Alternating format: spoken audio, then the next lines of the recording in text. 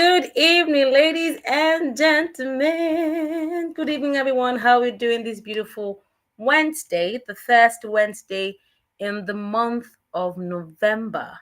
And this happens to be the 11th month in this month. Happy New Month for those of you joining us.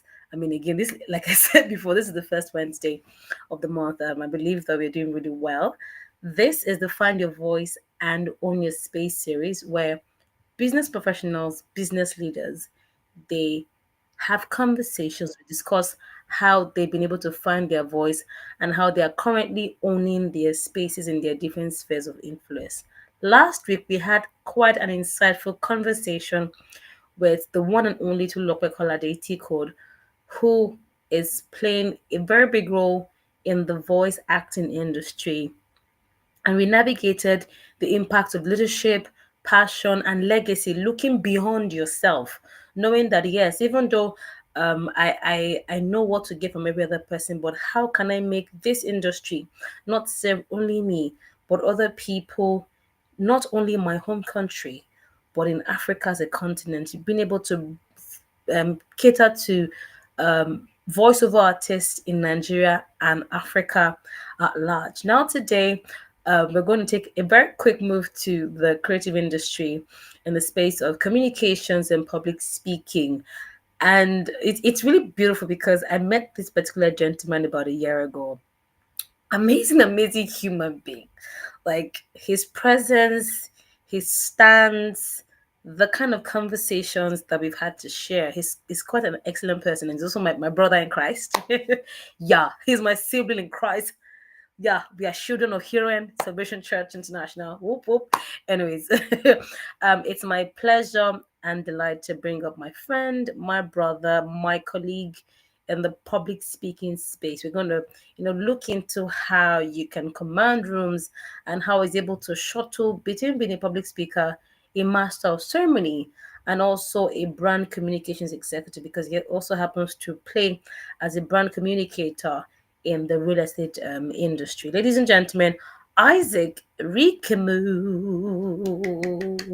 Oh As my always, God.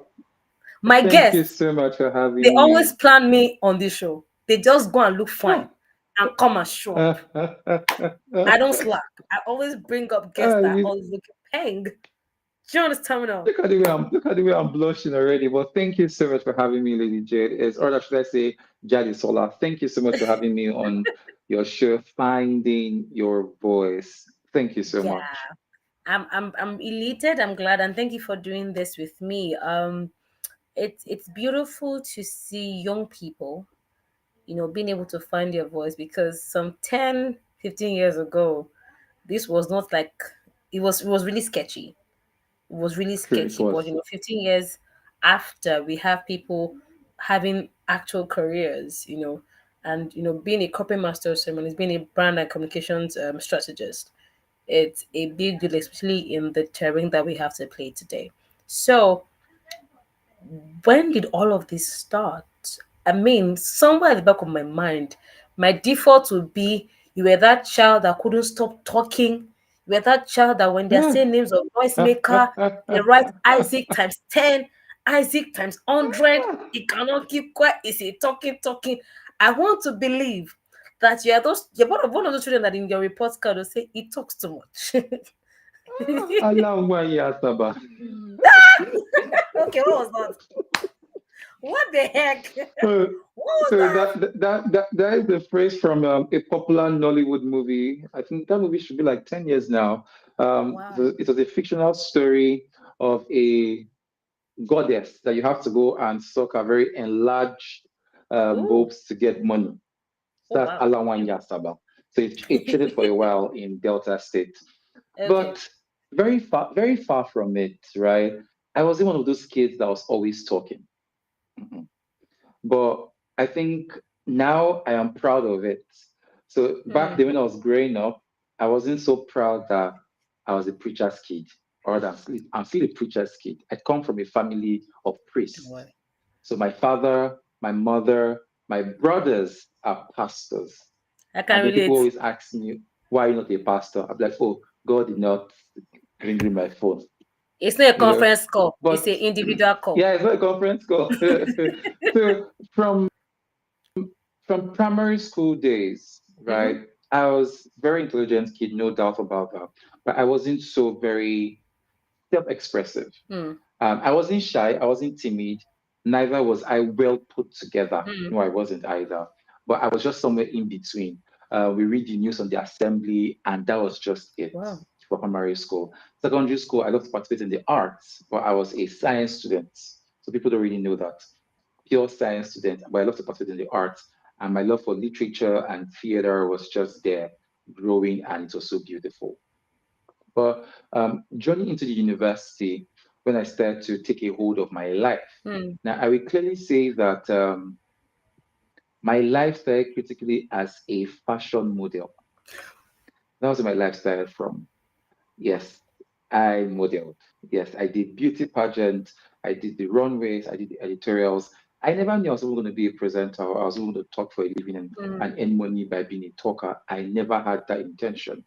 But fast forward to my second year in the university, I became the first guy to become Mr. Delta State University, mm, and that really opened some certain doors for me.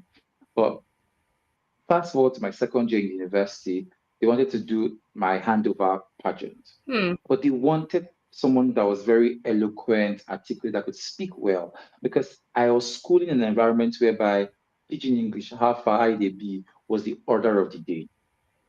Right. And God bless him so much. God bless Ebuka Obi Uchendu, who is a trendsetter. mm, And I think that was when Ebuka started to trend so well. And I think there was a stunt he pulled at Banky W's wedding for his innovative kimono agbada that he wore for Banky's wedding. And we saw him making a change of outfit at Big Brother shows, and he became a spark that started going so fast and so well. mm, And so, as to having the handover, they wanted someone that could be so articulate. And they're like, this guy now, he speaks English now. He's always speaking English. People should just call him. So I did that. I think that's where it started coming from. I did that. I did a couple of beauty pageants. And my godfather will always tell me, and he will say, anytime I look at you, I see you as a great presenter. When I just look at you, I just see Richard Quest of CNN. mm, That's the way I look at you. And those words were just seeds. Those words were seeds. I would not lie to you. Throughout my years in university, I never said to myself I was going to be a speaker. I always had a mind of I'm going to be a supermodel. I will always take pictures of Oti1, look at the likes of them. I'll be rehearsing poses in my room and all that. But here also happened to me. 2019, 2018, I went for Dare to Dream by Kinabuti. And after going for Dare to Dream, after scaling so far in the competition, close to a stage, the semi-finals, I lost to Olamide. Now, Olamide is an excellent model right now. And at that point in time, that might have been a loss for me. But on going through my videos from the competition, Kinabuti, an Italian woman, said, wow, you make a very great presenter. Your personality is so lovely. We have to do something for you. We mm, cannot let you leave this competition like that. And so they paid for my first ever fashion and media masterclass. And that's when I got to experience Samantha Walsh, Pamela Adegoke, I had to Andinola Gray, and then Lizzie Writer, and I experienced them for the very first time. I had never been to Lagos mm, as that young adult. I was always been in northern Nigeria and back to school. And so that exposure was so much for me. mhm, And I started learning. Then I remember this so vividly well, and I hope Samantha sees this. I asked her a question. I said, look at me. Will I make a very I can't really remember the question I really asked her, how I coined the question. And she said to me, she said, see the way you held that mic, see the voice that you have. I can't wait to see what you're going to do in years to come. Those words she said were a spark for me in my life. And that was my journey for me started moving on to finding my mm, voice. And I went to the IK talks. And after I finished at IK talks, my life started to see a different turnaround. Then Ike made mention of a transformational woman who brought about a spark in my life, Joyce Daniels. Ike spoke about her in that meeting, spoke about her book. And when I went to find out, I realized that Joyce was coming to Enugu in some few months. So I left Lagos, returned back to Delta where I was. And from Delta, I journeyed to Enugu. And in that meeting, it was like they broke my head open, removed what I knew before, and they put in new knowledge into my head. And that fire had been on till now. And I clearly started understanding, I clearly seeing the importance of what it means to articulate your ideas and what those things actually do for you. That's how my journey started, basically. And I said to myself, if these people can take this thing professionally and earn from it, boy, this is your $1 million empire. Then my slogan became my craft, my power. That was my journey. So till now, I'm still very shy.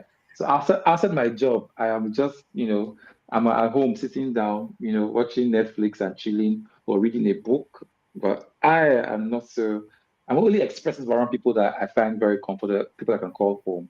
But I'm not so out there, basically. And I think I've come to realize this for so many presenters. We are actually ambiverts. We are in between. We're not really out there. And I Yeah. can understand that because the job requires you to be out there, and there is, Yes.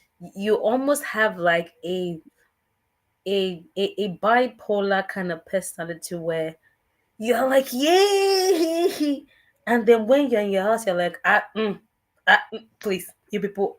Exactly. I mean, I remember when I used to be an educator, and it was a lot because I mean, I've spoken with kids, and I'm home, and my nieces, and I'm like, please, please, please, I beg you. I say, mommy, please, this time is for me. Every other person's charge, only me alone. So I mean, So I don't even know.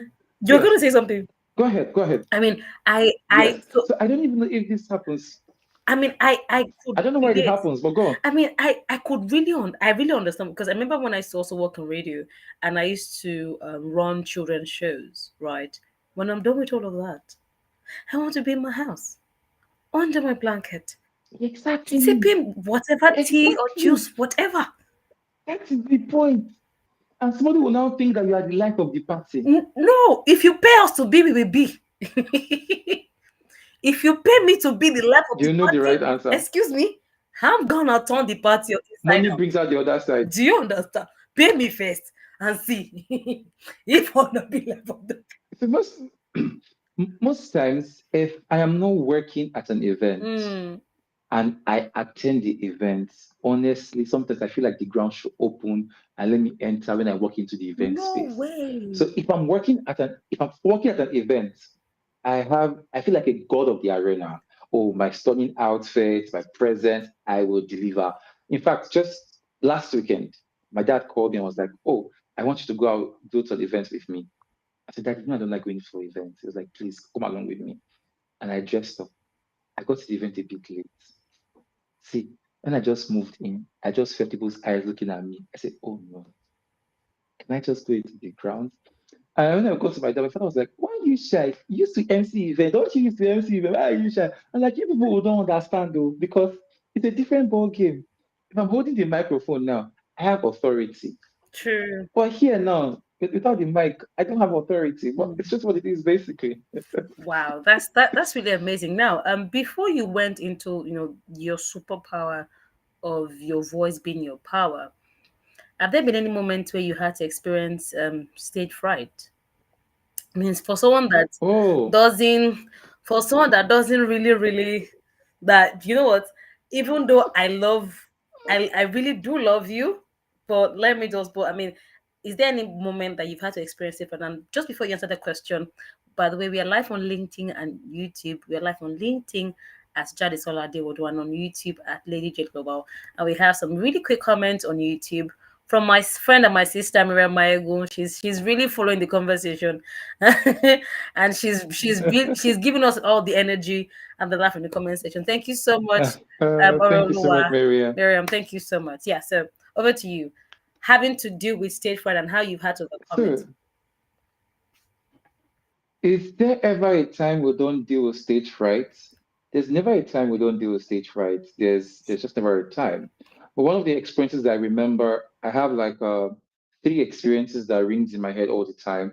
The first one was in my first year in university, and that was when I started making some deliberate efforts to wanting to really improve on my public speaking. So I studied animal and environmental biology, and in our first year, I'm sorry. we had I'm to do. Don't I'm laugh, sorry. don't laugh, Wait, don't laugh. see, I'm sorry. And the reason I'm laughing is because In my first year, I'm sorry. I'm sorry to cut you, Isaac. I'm sorry.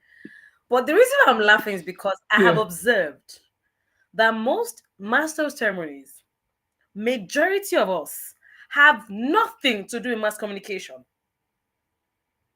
It was never our first degree. Only a few of us, maybe like English major, uh, but the rest, banking, our coach Joyce true, Daniel, anatomy. What out? Please true. continue. Uh, it's a shock you that I am doing my master's in public health at the moment already. Continue the conversation. But yes, so in our first year, we were taxed. So it is like a faculty course, and all the departments are put together to do the faculty course. Then we are shared into groups. So my group members looked at me and were like, initial gra now. I'm not so shy, but neither am I so well put together that you will present for us. I'm like, oh, okay. So fortunately, or rather, unfortunately, but fortunately for me, but unfortunately for them, we now became the last group to Oh present. dear. Annoyingly, we all were speaking on the same topic, Oh wow. not even different topics, on the same topics. So that very day, at the 1,000 seater, it got to my group store. I stood up, I climbed up the stage, looking at everybody. And the next thing I said was, my name is Izik Erikemu, blah, blah, blah. I literally said the words blah, blah, blah. And I No, got off the wait, let me stage. laugh. Honest, you can laugh now, yeah? But it doesn't sound, as at then, it was so funny, right? Because for a while, I was nicknamed blah, blah, blah in Oh school, no. right? Oh no. I failed that course, so Jesus. I failed it, and everybody passed. And that was a botany course. I will never forget. That was a botany course, right? But that was the time. It was unfortunate for me then, but it was also fortunate for me at the same time because that was the time that I started paying attention. I'm like, come on, what do these people even have that they can speak in? What do they actually have? And I started to pay deliberate attention, watch the news. I have consumed Siristoba. I have consumed Jire Kolafukureji. I have consumed Imoni Amarire or John Bello of AIT. I have consumed these guys like so much before I started even seeing the likes of Nifemi and Michael Kochi on TVC. I've been consuming these people from AIT and NTA, the AM Express show, Miriam Anazudo and the other ladies. I've been consuming them a whole lot and turning my radio into the foreign scene, watching the video, just to really understand what do these guys actually have because that mocking moment for me was the intentional journey for me to really say, I want to get this head on. In fact, that journey really sparked me into writing an ebook, Overcoming Stage Fright and Speaking with Confidence, because in every day of our lives, we experience stage fright. In fact, just last week, I was contracted to do an event at the Belgium embassy, and I still had some, butterflies in my tummy. But now I've come to realize that I do not react, but instead I respond to those emotions. I've come to understand that stage fright is an emotion. And it's now depending on how I deal with it that brings out a very good result. But if I react to it, obviously I'll be timid forever. But if I respond to it, I will outgrow it. In fact, it made so much sense to me when one of the world's greatest idols, Beyonce, in an interview says she still has stage fright. And then now it used to be my yardstick, but not anymore because now I have some certain deeper understanding and deeper knowledge. Then I used to say, if Beyonce will have stage fright, could they pay for me not to have stage fright? After she will dance and do everything, and she used to have stage fright. Well, I have stage fright, gun, gun, gun, gun, gun. And that was one of the first experiences for me that, my goodness, it wasn't so nice. And even after I had gone for trainings, I think I also had it again at the Delta annual Thanksgiving. Mm. I had that stage fright of a thing. And it was someone, one of the backup singers at that Thanksgiving, that whispered some certain words to me that made me put my confidence in track. But more importantly, even when I had become so very solid, I will never forget. In the year 2022, I was hosting my last round of the Delta Queen Beauty pageant. That was my last year with the brand on my contract. And at first, perhaps I did not react to that properly, but I will tell you how that story went out. So the event had commenced, it was going on smoothly well, and I went backstage to have a change of outfit. And I returned back on stage, and someone from one of the tables sitting in the hall said, the person echoed, low budget Ibuka. That's what the person said. Now, at that time, I had never seen or experienced anything of such.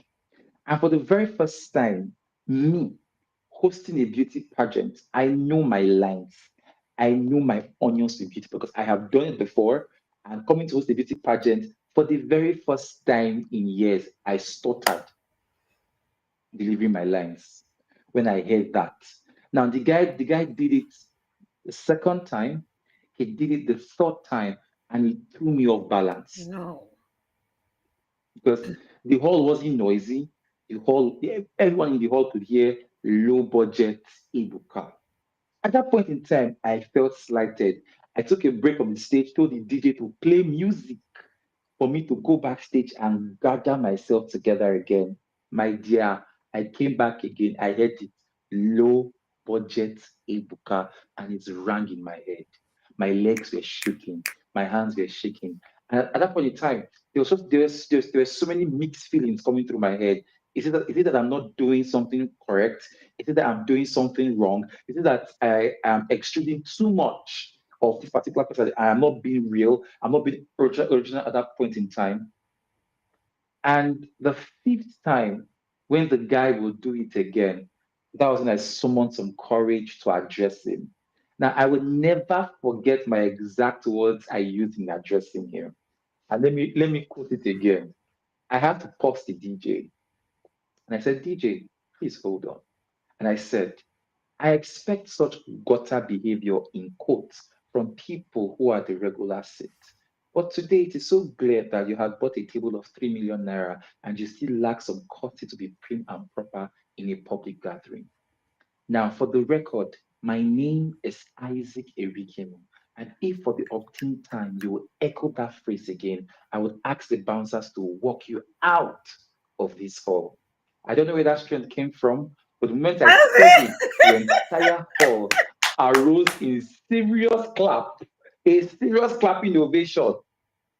And after I addressed that, like I felt a Morale will be very I think high. I'm Like I'm okay. in control. I This think is I my have I stage. have controlled this event. Like, I think I've controlled this call right now.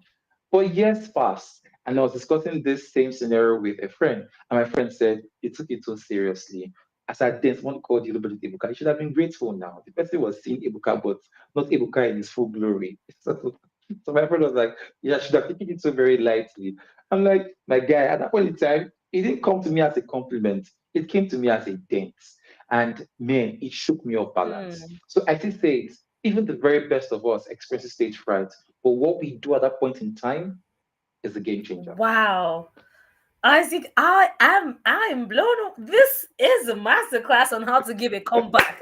Because Lord, oh Lord, if I in the comment section, Miriam was like, "Who are you, please? Who are you?" I, till today, I can't really remember how those words came together. But when I said them, I'd never forget them. Like I never forget those words I gave to that guy. And funnily, at the end of the He came to event, he apologize. came backstage to shake me. He came backstage to shake me and apologize. He was like, ah, my guy, my guy, my guy. And he gave me 50,000 naira No, at the end of the event. for me. That To is to make how. matters very interesting, Yeah. to make matters very interesting, we still communicate right now. He's a hype man. No way. I mean, for me, that is how to Yes. give a very eloquent comeback without necessarily dragging yourself in the mud. Like, because I'm literally going through the motions, and in my head I'm thinking how you were able to put yourself together and look this person straight in the eye and say, "Excuse me, if you try it again." It wasn't. It sounds very easy now, no, but that day it wasn't easy. It wasn't a joke. I would never forget. It wasn't a joke, and that was one of the reasons that even made me to stop hosting beauty pageants. I'm like, I think I'm going to take a break from beauty pageants because oh no, Wow. I took a break from beauty pageants after then. It, Yes, I did. and that's one of the things that we face even as master of ceremonies, where people that don't understand the value of our work sometimes, they throw jabs, and sometimes at the expense True, of your reputation. And and that brings me to the true. place of emotional intelligence. How have you been able to navigate, beyond that experience? How have you been able to navigate, that when it comes to clients? And I mean, I feel like I'm jumping ahead of myself, but now that we are in this zone, how have you been able to deal with certain Yes. kind of clients that, because they do not know you, they then want to undermine or feel like, oh, you're not someone that we are used to. Are you sure you're going to deliver? Are you? How do you navigate that terrain? Honestly speaking, the work we do as communicators, either as broadcasters or compers, as the case may be, it's a very crucial work that requires heavy emotional intelligence and making people to see your worth, to pay you what you're worth. Because you hear some people say, pay you 500,000 for what? It's not it's not just to talk. Are you a bovie? Are you a because they begin to call very big names, trying to intimidate you. And I smile at them most times and I'm like, oh really? I'm not bovie, but you can call bovie. Hmm. Hmm. You can call bovie. So most times I have learned some few things about brand identity that tends to help me put some clients in their place, right? And also ensuring that I have a standout portfolio and ensuring that my portfolio speaks for me. So I always tell upcoming MCs, ensure that your social media is speaking well for you, right? Ensure that even after some certain events, some key event that you're going to go for, get good reviews because reviews from some very some reviews from HNIs can put some clients in their place. In fact, I had an experience most recently. Um, I just recently moved into Abuja, yeah, and trying to navigate the ecosystem and put my place in a place whereby you can pay me what I'm actually through truly worth. So obviously, I had done some free gigs, and there used to be this particular individual I had done some free gigs for, and he keeps coming back, right?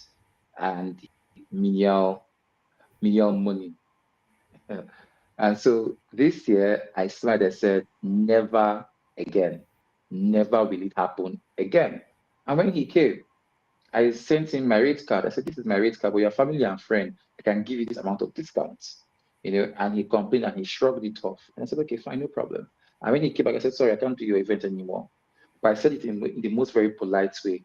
He came back and said, oh, we can offer you this. I'm like, oh, no, I'm so sorry. This is not going to cover my basic operational costs. And so I can't do this as a desk. I will respect the friendship that we have, but to work for you based on these grounds, I would not do that. So I've come to realize that there are some cases whereby you need to learn how to say no, like a very strong capital N and capital O. And you also have to be very assertive and weigh the options that you have. If I'm going to do this lesser than what I actually charge, what other benefits do I stand to gain? Will I be securing great networking opportunities? Will I be securing better clients with this kind of event? Boost my portfolio better and boost my portfolio up. So weigh these other options. But if they would not do any of this and they don't want to pay, Ngwanu, say babo, because it takes a whole lot to show up. Like it takes a whole lot to show up. I don't want to even just talk about the outward appearance, the outfits, the looks, and all. The time you spend To in research. preparing for that event, that you Yeah. now begin to absorb. the norms. In fact, let's give an example. Like, let's say you're hosting an event in the financial sector, how you begin to absorb the terms and terminologies, and how you become a finance person under how many short period of time, and at the same time you still communicate the ideas, the vision, the objectives of this event to the audience. You use your words, how you take your time to prepare, craft words that will put the ideas and the vision of the clients in the minds of the people with your words. It's no small feat, it's no small work. Then more importantly, they are paying for your experience, because some Yeah. events will go haywire, and it is because of the experience that you have, you're able to restore order to the event, and someone will not come and trivialize my work. No. If you come and you come with respect for my work, and genuinely the money is not there, it's the love of what we do. Why not? We can always help you out, right? But when you come and you commonize my work, like what I want to do doesn't mean anything, and that's where the problem is. So I've over time learned to just strike clients, study them, understand your personality. Like today, I had a client brief today, and I spent over 3 hours. The funny thing is, the meeting was scheduled for 12. I was there 12:05. The meeting started by 2 o'clock. I almost wanted to get angry and shout at the client and all and all and all. But I did not even know that the owner of the company, this was the first time I was meeting him, he was actually giving me a test, because ideally he did not succumb to me being the master of ceremony for the event to take place later ending of this month. He was actually looking for someone much more older in terms of age. And so that was his test. He said, oh, a regular young person might be feeling agitated and jittery about what will keep me here for like 2 hours, and begin to make noise and all. It was I was like, oh, I was so calm. He came in, I greeted him, I greeted his staff politely. I said hello to everyone. I got into his office, we got talking. I was very, I was like, I've kept this guy waiting for 2 hours. This guy is still talking very calmly and so very like it. At the end of the meeting, he now said that what he did was intentional, right? So sometimes there's certain things that we just need to learn. Have some certain bit of emotional intelligence, have some certain bit of leading. Yes, very important. Leading of the Spirit of God. Yes, very important. We cannot joke with that. That is even at the forefront of it. When the Spirit of God tells you, oh, take on this, you take it on, like you know that, yes, this is for me. In fact, I lost a contract of recent, and clearly I had it in my spirit, you're not going to get it. And what did I Hmm. do? I had done something wrong. I knew I did something wrong. My father has always taught me that man will never take the place of God in my life. And for this particular contract, because it was a government contract, I had relied so much on a member of the planning committee. And I heard it very clear on the 1st of November, waking up into the morning, you are going to lose this contract, and this is the reason why. Next time, do not place your trust in man. It pained me, I cried. But I've come to realize that whatever we are doing, whether as communicators, whether as anything we do in life, the Spirit of God plays a very crucial and pivotal role in helping us succeed. Fantastic. And excuse me, just as you were saying that the line in our benediction in Celebration Church International, we have our benediction, and it says, "We serve God by His Spirit.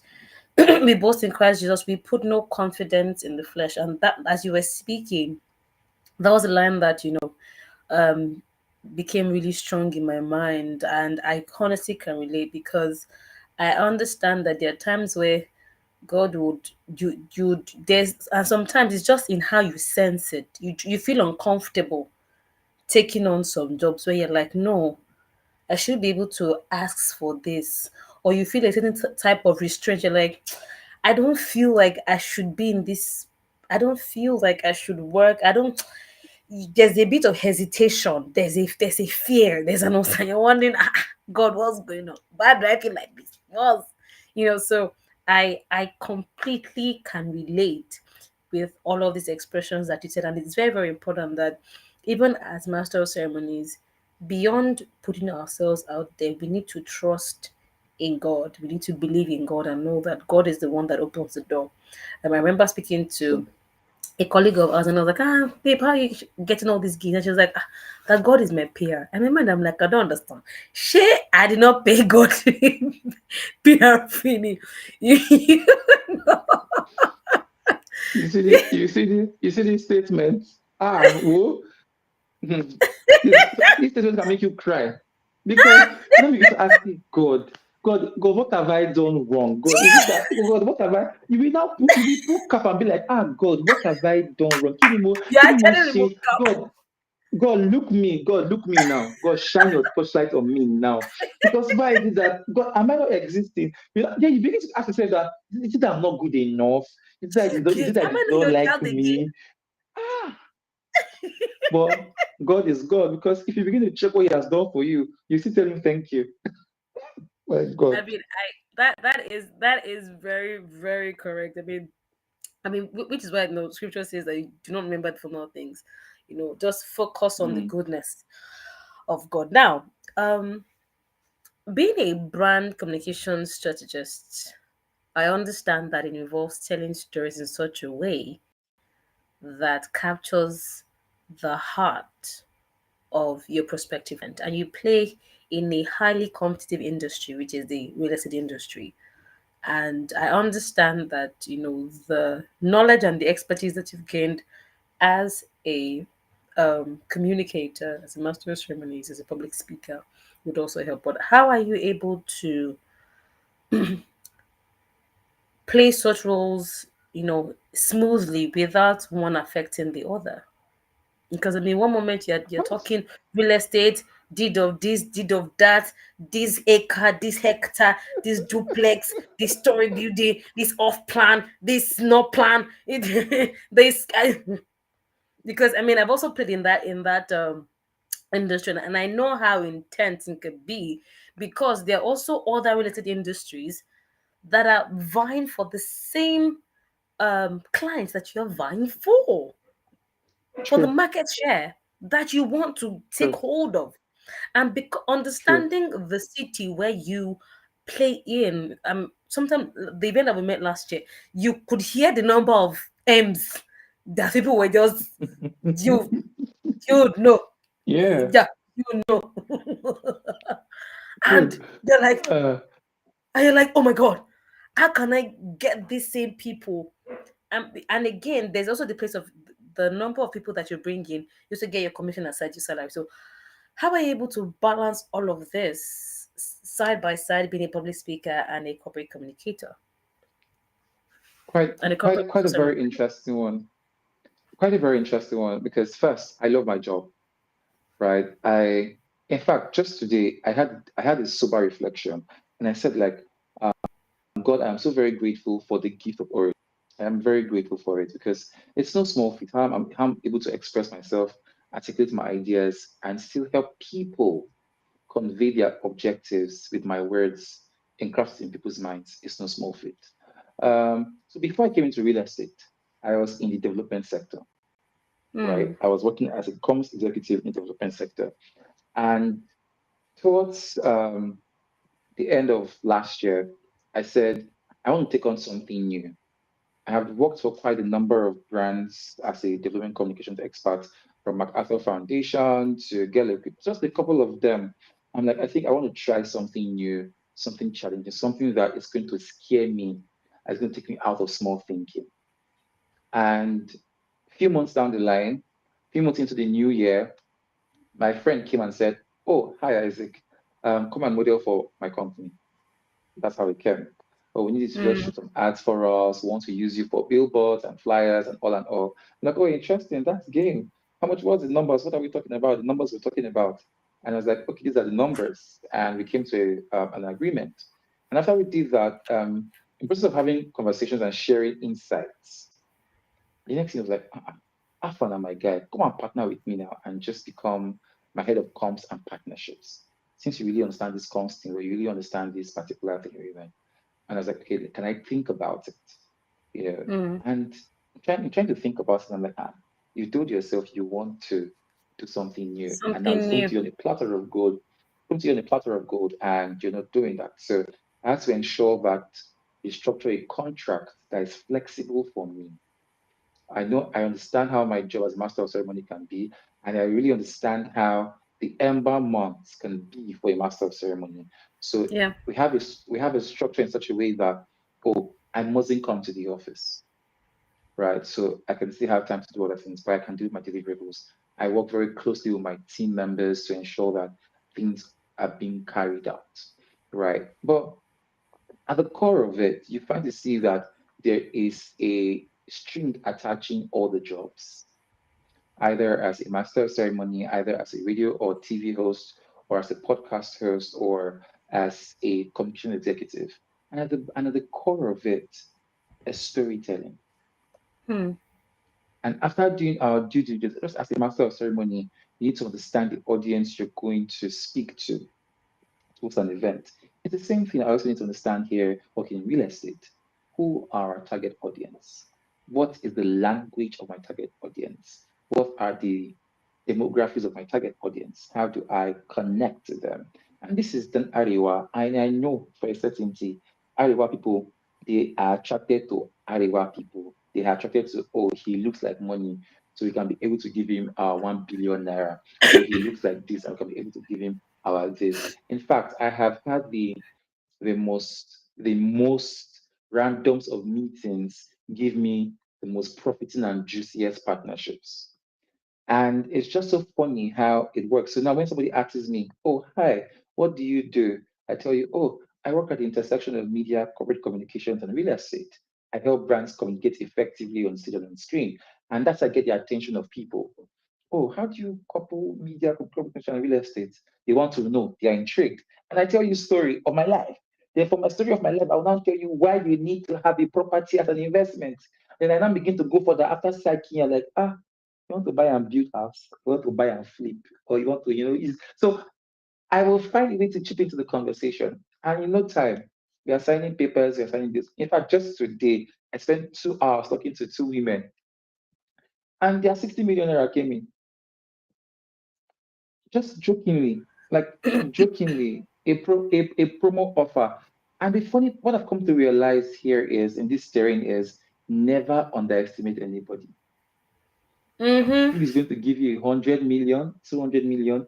You never can You tell. never know. The most random woman I met today, she wore her atampa and covered the veil and wore slippers and was walking, but she could comfortably give you 60 million naira without stress. In fact, I remember when my partner closed a deal of close to 350 million. Man that wears slippers and shirts. It was after my friend went to do research. My friend now found out that, oh, this man is not a regular man. No. He's Odogo Atakata himself. You know, so I've just come to realize that people are the center of it all. And the truth is a shield. The truth will always set you free. I don't believe in the, oh, speak this, sugarcoat them to come in. I always tell every comms person, go and watch Scandal season one, season seven. Scandal is a strong movie that shows you the role of communications, how communications even controls the media and controls the narrative of the media. But one other core of that movie, you just know that no matter how you try to twist the truth is the truth, and the truth will always set you free. The Bible wasn't joking. So for me, I've come to learn it. The truth is my greatest armor. When I'm talking to a client, when I'm talking to anybody, I don't need to sugarcoat you. I don't need to lie to you. I don't need to coerce you to want to invest. No, I tell you the truth as it is and how it can be able to benefit you. If it's going to benefit you, I'll tell you, Alpha, this particular thing doesn't suit your target. So for me, the truth has been my superpower. And understanding that, oh, people have to be able to trust you to give you their millions. And that's why I come on board with human forward storytelling, human centric storytelling, Hmm. understanding that, oh, the people that are around here are very simple people. You don't need to do too much to get their attention. Just a very few seconds, you've gotten their attention. Obviously, I put it in that light. In fact, moving on into real estate, my first 2 months, I flopped. There's some strategies that had brought in that did not work so far. And we lost money because why? We had spent in money to produce the ads, we have spent in money to sponsor the ads, and they never converted. Hmm. They never converted. I am that blunt to tell people that, oh yes, I have failed though, and I failed woefully. I will not always come and tell you that, oh, also the content relationship I've upscaled. It's a lie. My first 2 months, I did not upskill anything though. My first 2 months, the company ran at a very serious loss. Hmm. Ran at a very serious loss. But after that, I learned from those mistakes. I picked up and I fired on. And since then, it has been bliss moving forward, right? But I will always see this as a business person, when you're always coming to the table with strong value, always know how to price your value. Because one thing I did coming to real estate, I did not rely on just salaries or commissions. I would not work my head so hard. At the end of the day, I would not partake in the national cake. Hmm. So being here, I have some percentages as with the annual profiting. Aside me just getting salaries, getting the regular commissions. No, I'm working so hard, getting partnerships done. Just in a period of 4 months, I've secured 3 partnerships. Sorry, 4 partnerships with other bigger companies that are bigger than us, right? And it's just what it is basically. So if you're working so much hard, don't overshoot, but still protect yourself. Very important. Very Wow, important. thank you But so at much. the core of it all, human Hmm. storytelling is the core. I mean, honestly, I feel like this is something that every brand communicator needs to understand because we were raised to work, earn salaries, if possible, get commission and do what you can. Now, in that process, were there times where you had to find ways to educate yourself, or was it your organization that had to put you in the right? I mean, aside from your experience in the developmental space, what were the deliberate things that you had to do, considering the failures that you had in the first 2 months? So Quite, quite, what were those deliberate things that you did, knowing that I'm in this real estate space, and like you rightly said, beyond the commission, beyond the salary, partnership. What conversations did you have? Who did you have these conversations with? What informed that decision to think partnership beyond the salaries and the commission?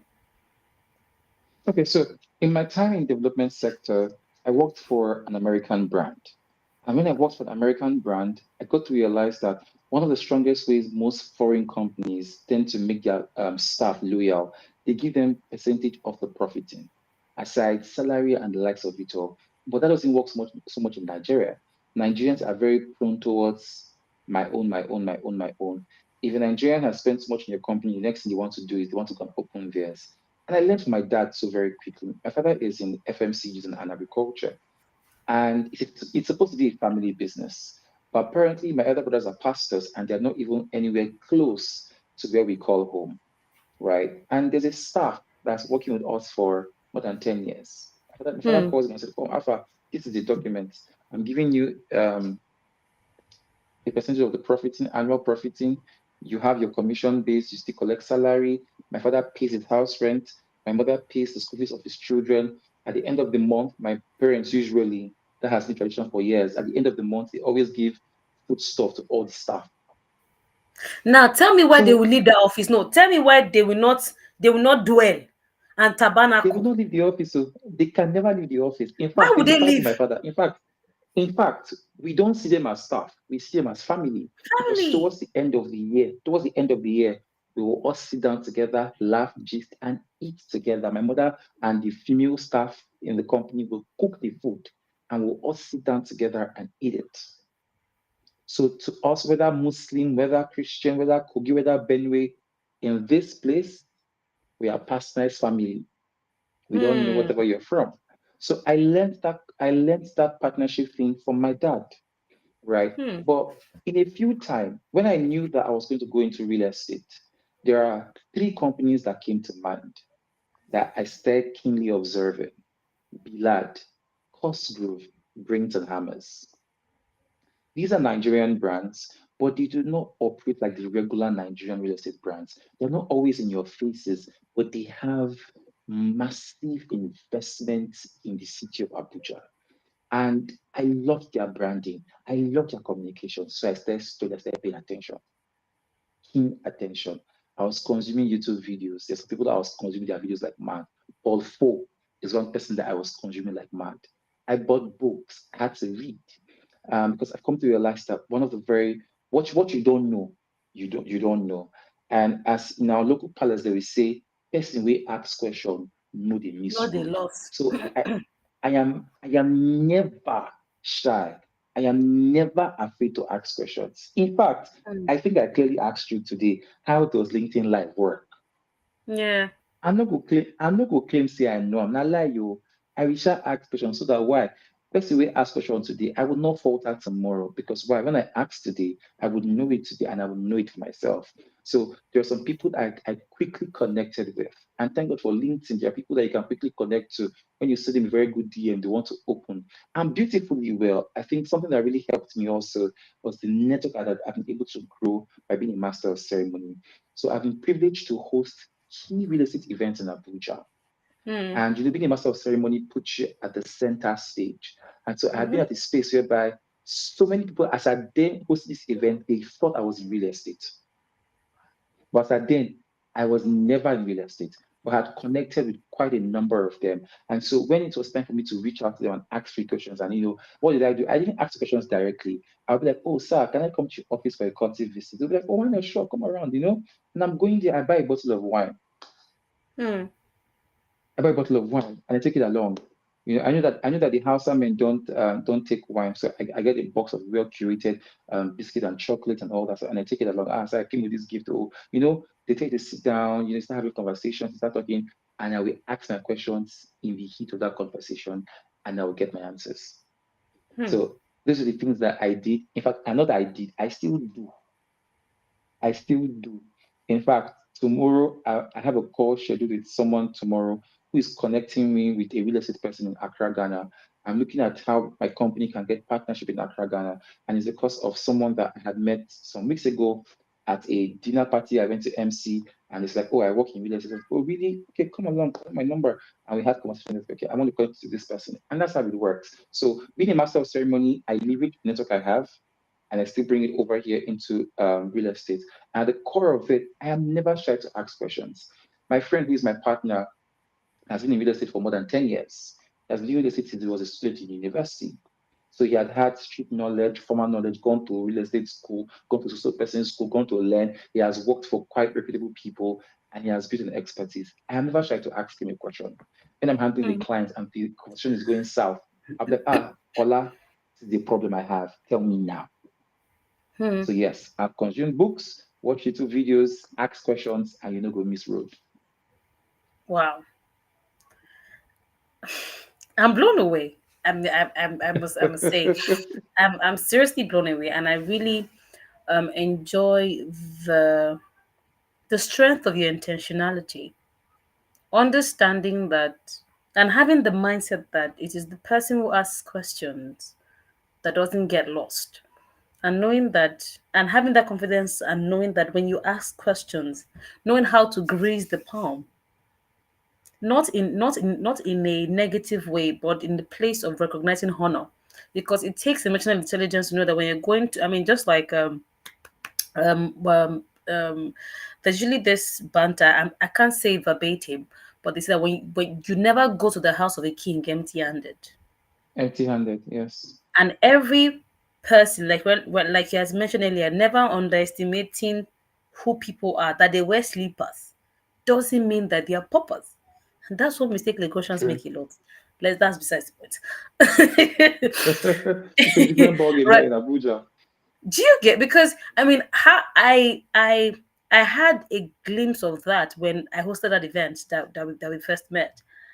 And there was the guy regular t-shirt, Yeah.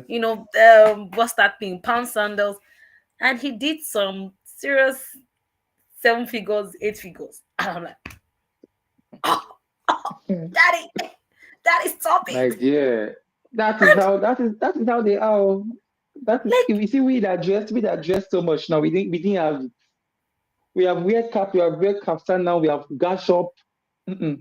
If they say bring 1 billion now, we go the shift now, the belly head. But the bros we wear short knicker and shirt, you go see and you go drop and go look back. I mean, it's so mind blowing, and I'm really glad that you were able to, because for me, two things that I picked from that is being able to see beyond the immediate connection to a place of value. What value can I add to this person? What what gap can I fill in this person with the expertise that I have, looking for solutions to offer, and then also being a key player, being an active participant in connections, which is very, very important. Now I know that you had done a series of trainings in public speaking, and you had mentioned a podcast, right? Um, what was that born from? What was that born from? Was it from the place of having to educate younger people, or you just felt like from the wealth of knowledge that you have, you just want to share with those that are probably coming, or those that need to know about public speaking or being a master of ceremonies? Freely have I received, but freely I will not give. Love it. So, buy the truth and sell it not, right? But first, one of the first reasons I started sharing knowledge was the fact that I think I buy into that school of thought. I want to be a chef. I go to a culinary school. I want to be a mechanic. I'll go and become an apprentice under Oga Mechanic. You know, And I've come to realize that as speakers, as public speakers as we are, as MCs as we are, there isn't that formal training for you to really understand and say, this is the A to Z of public speaking, or the A to Z of being a master of ceremony. In fact, it Mm. will even shock you to know that for you to attend the Nigerian Institute of Public Relations, if you're a master of ceremony of over 5 years, you're qualified to attend. What did you say? That say that again. Yes. Say that again. You're qualified to attend the Nigerian Institute of Public Relations if you're a master of ceremony with over 5 years of experience. So you don't need Okay. to even have a requisite degree in mass communication. Being an active master of ceremony, you can actually go take a diploma and become a member of the NIPR. But fast forward, so that was one of the major reasons that I wanted to share knowledge, right? Because I Mm. get people coming to my DM, oh, how do you do this? How do you navigate this? How do you this? How do you do that? How do you do that? How do you do this? And we have done this over time. I've not been so consistent with it. I have done it in back. I did a one-on-one virtual coaching. We had over 10 persons. Still late in the middle of the year, we had a public speaking session where we trained other people. And I've embarked, I've carried on some clients and all and all. But spending my time as a communications executive, I'm beginning to see that so many executives, they also need to understand the art and the act of public speaking, because some of them lack the basic skills to articulate their ideas, to present in front of boards, and to do a whole lot of things, right? But majorly, my sole reason for training people was to pass knowledge and to ensure that we have more better speakers as we come. Because it will shock you that glossophobia, which is the fear of public speaking, is the second most dreaded fear in the world. Yeah. And you're asking yourself, how do people wield influence? They wield influence by articulating their ideas. Name every great person you can think of in every sector, in every industry. They are articulate, astute speakers. Nelson Mandela, Okonjo-Iweala, Obi Ezekwesili. Name them. These people are good speakers. They understand the art and the act of public speaking. They have high emotional intelligence. So I always say this, right? Learning the art and act of public speaking that doesn't necessarily make you a master of ceremony, right? As a master of ceremony, having the art and the act of public speaking is a skill added to you, yes. But mastering an event is a different thing on its own. But the skill of public speaking is a skill that everybody needs to learn, because leave it or take it, we all are public speakers. Whether you are selling your clothes every day, buy two, get one free, buy two, get one free, you're a public speaker. Whether you are Mm-hmm. advertising your church program to someone, you're a public speaker. So in one way or the other, it's either you're passing information, it's either you're educating someone or entertaining someone or even persuading someone. Everybody at one point in time is a public speaker, and we all need to master that gift. It's not a talent. I do not agree that it's something that is naturally born. I do not agree to that school of thought. It is skill that can be learned, that can be harnessed, and that can be maximized. And I say it without holding back. When I say I'm grateful for the gift of oratory, oratory has put me in rooms. Oratory has put me in spaces. And one of the things that's making me thrive in real estate is the fact that I've been able to get network from being a master of ceremony. The people I have come to meet, they freely give you their number. MC, MC. We call it number. Oh, thank you very much, sir. And we learn how to maximize that connection. And that's what's helping me in my real estate journey. So whatsoever thing that you do, whatsoever industry that you find yourself, public speaking is a must. And when you don't know how to, when you don't know, when you become a good public speaker, then you now know how to tell stories, then that's where there's human connection. So there's the art and the act of public speaking, and there is the art of human connection. And I started really understanding this by following this lady called Simeon Heng. Simone Henk has done wonderfully well in radio, on Asian radio, and now she's now beginning to explore the world of human connection, and which is what so many people actually miss out from. Sometimes I ask myself as masters of ceremony, there's an MC that MC an event, and you're like, oh my God, who is this person? Why do I feel like this guy is talking to? Why do I feel like this lady is talking to me? They've connected with you. They've understood the art of human connection. You are still at the level of public speaking. Then they've gone deeper now to human connection. So it is one thing to articulate your ideas. It's another to connect well with any kind of audience. Wow. We've hit the 1 hour mark. And I'm tempted to want to go deeper in human connection, but I don't want to be disconnected because I will leave that I've had conversation quite for a long another day. day. I'm still joining in it. I'm still joining in the human connection. I've been using my Mm, 2 years, late 2 years, to really fully want to grasp the science behind human connection. And there's some mm, people that will that so easily. mm. There what you don't know, you don't know. What you know. And that's the difference. Thank That's you the so much, difference. Isaac Erikemu. Oh my goodness, I'm Thank glad. you so much for having me. I'm see, I feel blessed to be connected to you. I'm grateful that I My got to sister bring in you Christ. on the show. I mean, you never know the value of the people that you have until you get to have conversation like he's busy. I say so. What am I doing with my life? What exactly am I doing with my destiny? God, when you were You creating hold these on. people, You have it. where was I You under the you mango tree? Was I you in the have a garden whole of lot Eden going eating on. apple? Eh? You have a whole lot going on in your pocket. You have a whole lot going on in your pocket. You have a whole Don't lot mind going on in your me. pocket. Don't mind We're me. we're not going to spill your beans now, but we're going to be clapping for you on social media, basically. Well Let's done. breathe. Let's Well done. breathe. But thank you so much, Well Isaac, for done. doing this with me. And I mean, definitely by next year, it's going to be bigger and better. And I will personally drag you to come down, because we're working on something for next year. But thank you for doing this with me. I really appreciate it. Ladies and gentlemen, it's a honor, a pleasure, and utmost delight having a very engaging, intensive, and educating conversation with the one, the only Isaac Erikemu, corporate MC Thank you so extraordinaire. much. Thank you Thank you. so much. Thank you. Before we end this conversation, let's say thank you to all the people that are ensuring that younger MCs like us get a head step in our Yeah, lives. The likes of Joyce Daniels, like of Ike yeah, Yodua, the likes yeah, of what's his name again? Um, Benga Oyin. No, that's not his first name. Oyinso. Yes.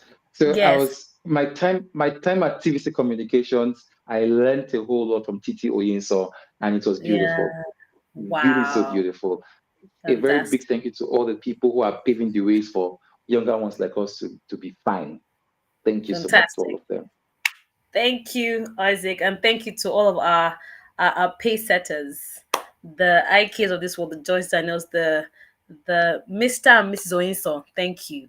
Bemileke, yes, that's his name. I was trying to remember his name. Bemileke Oyinso and Tito Oyinso. Thank you so much to our superheroes, because if you didn't do it, we didn't know I was gonna up. But thank you so much. I'm telling you.